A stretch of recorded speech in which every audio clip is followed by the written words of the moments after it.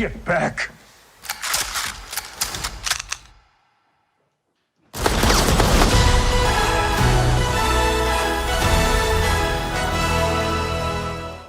When Logan director James Mangold was hired to direct Indiana Jones 5, I was expecting something great for Indy's final adventure.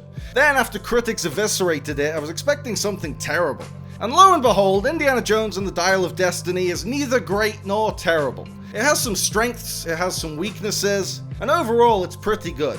But to justify bringing back a character as iconic as Indiana Jones for one last hurrah, it needed to be a lot better than just pretty good.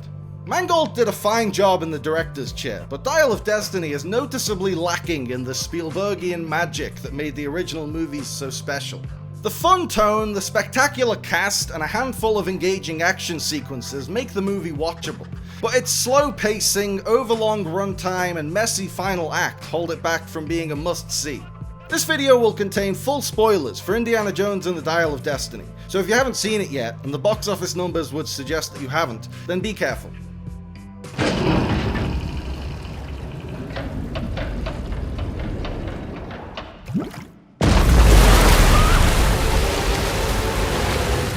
Dial of Destiny isn't a disappointment of Crystal Skull proportions, but it's not a Raiders level masterpiece either, and it would really have to be to warrant its existence. As the definitive send-off for Indiana Jones, it's a letdown, especially from the guy who gave Wolverine such a perfect send-off in Logan. But to be fair to Mangold, Indiana Jones has already had two supposedly definitive send-offs, so there wasn't much fuel left in that tank. As an old-school action-adventure that suspends your disbelief with death-defying spectacle, it's a lot of fun. Some of the movie's set pieces earn a place alongside the very best action in the franchise, particularly the tuk-tuk chase that was plastered all over the trailers.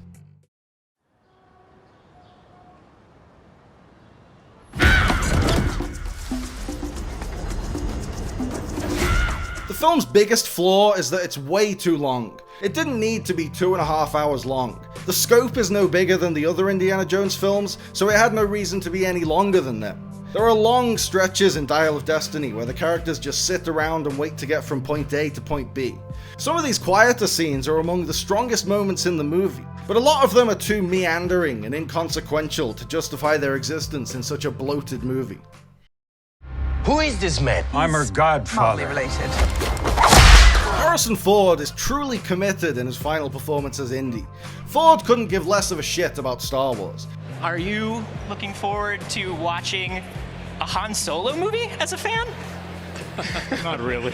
But he's always had a real affinity for Indiana Jones, and it shows in his performance here. He nails every wisecrack and slapstick gag, but he also nails the more emotional scenes, like when he explains what happened to his family.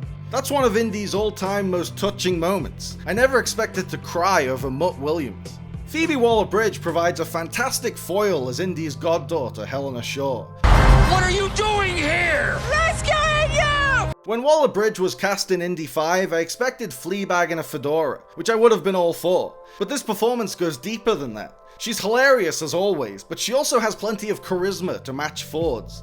This is a real movie star performance, giving off classical Hollywood vibes. It's like watching a modern day Grace Kelly or Katharine Hepburn at work. How did you end up like this? What do you mean? Resourceful, daring, beautiful, self-sufficient! In Waller-Bridge's more than capable hands, Helena is a feisty, confident, wisecracking, cool under fire heroine. If the plan is for her to take over the franchise, I'm here for it. Mads Mikkelsen always makes a great villain, but he went a step further with his portrayal of Jürgen Voller in Dial of Destiny. Mikkelsen deftly conveyed the character's mustache-twirling villainy all throughout the film, but he also conveyed the remorse that Voller feels in his final moments, as his plane goes down and it sinks in just how badly he fucked up. Dr. Jones! Dr. Jones, we're not gonna hurt you.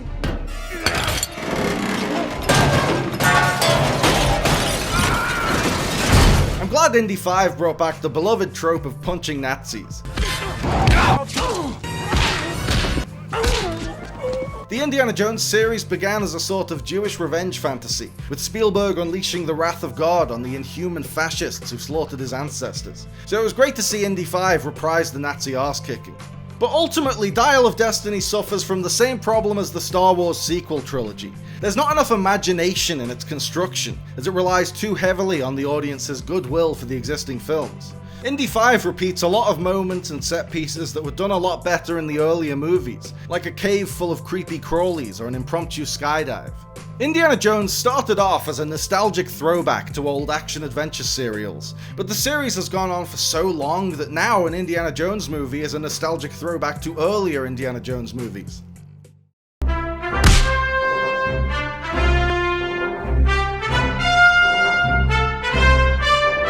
The best action scenes in Dial of Destiny have the visceral gut punch of the old classics, but the worst action scenes are just chock full of CGI. The CGI problem in Dial of Destiny is even worse than Kingdom of the Crystal Skull.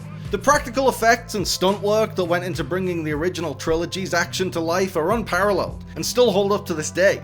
I would have liked to see more of that in Dial of Destiny. I get that Ford can't move like he used to, but CG-riddled action sequences detract from the old-school charm of the Indiana Jones franchise.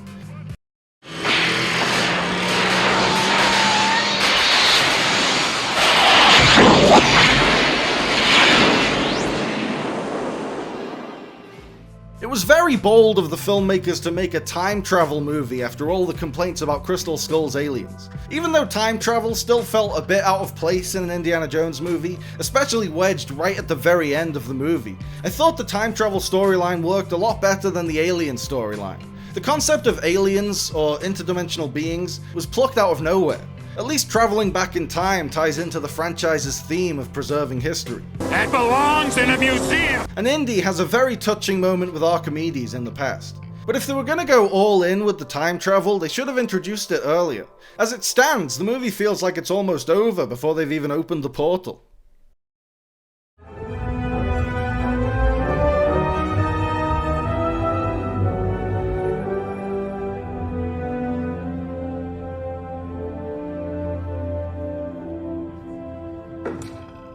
The ending of Dial of Destiny suffers from a Toy Story 4 problem. It's a fine ending in and of itself, but the series already had a perfect ending with Indy getting married.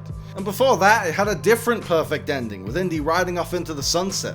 The epilogue in Dial of Destiny feels rushed. It crams in a Karen Allen cameo, sets the stage for a potential spin-off, and copies Crystal Skull's final moment of Indy grabbing his hat. It might have been more poetic to let Indy stay in the past like he wanted. He spent his whole life studying history, and in the end he got to be a part of it.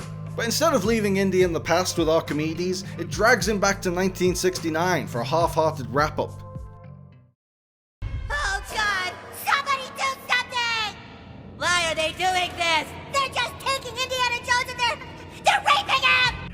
Overall, Indiana Jones fans will have a good time with Dial of Destiny, but much like Kingdom of the Crystal Skull, it feels like an unnecessary appendage added on to a story that already ended perfectly in The Last Crusade. It's not a masterpiece, it's not a complete disaster, it's just okay, and Indy's final adventure deserved so much better than that. Come on, dude, there's nothing we can do! Why? Why? We can't help him now! I thought it was pretty good!